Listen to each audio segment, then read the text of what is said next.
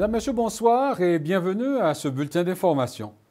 Les Pats de Regina accueillent ce soir les Blades de Saskatoon pour le 6e match de la série de premier tour dans la Ligue junior de l'Ouest. Après avoir vu les Pats remporter les 2 premiers affrontements, les Blades ont maintenant le vent dans les voiles avec 3 victoires consécutives.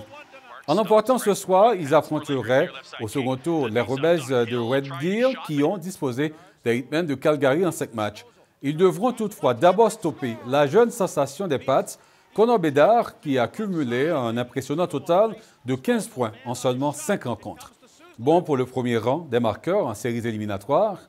Et si Regina l'emporte, le 7e match de la série aura lieu lundi au Saxel Center de Saskatoon. Une chasse aux œufs de Pâques a été organisée aujourd'hui à la résidence du lieutenant-gouverneur à Regina. Les détails avec Perrine Pinel.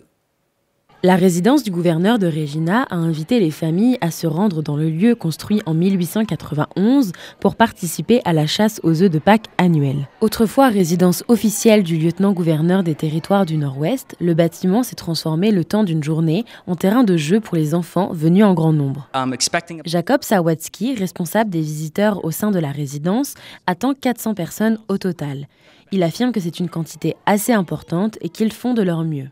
Lors de cette journée, les enfants devaient chercher des œufs en plastique cachés dans les différentes parties de la maison. Une fois la chasse terminée, les enfants pouvaient recevoir un sachet contenant des friandises en chocolat. La chasse aux œufs s'est déroulée en intérieur à cause de la présence encore importante de neige dans les jardins édouardiens. Néanmoins, malgré la prévision et l'organisation de l'événement, le manque de personnel disponible pour encadrer l'événement se fait ressentir.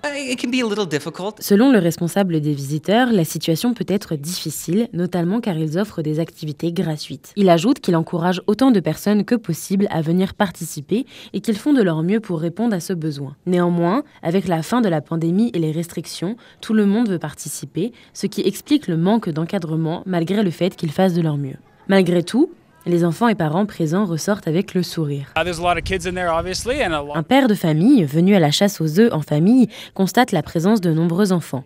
Celui-ci affirme avoir passé un bon moment aujourd'hui et ajoute que le personnel fait du mieux qu'il peut dans les circonstances actuelles, notamment à cause du froid où beaucoup de gens se tournent vers des activités à l'intérieur. La résidence du gouverneur restera ouverte pour permettre aux visiteurs d'en apprendre davantage sur l'histoire de ce lieu.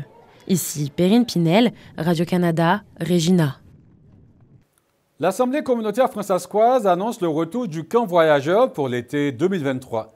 Cette année encore, l'équipe du camp se déplacera dans les diverses communautés francophones pour aller à la rencontre des jeunes âgés de 6 à 12 ans.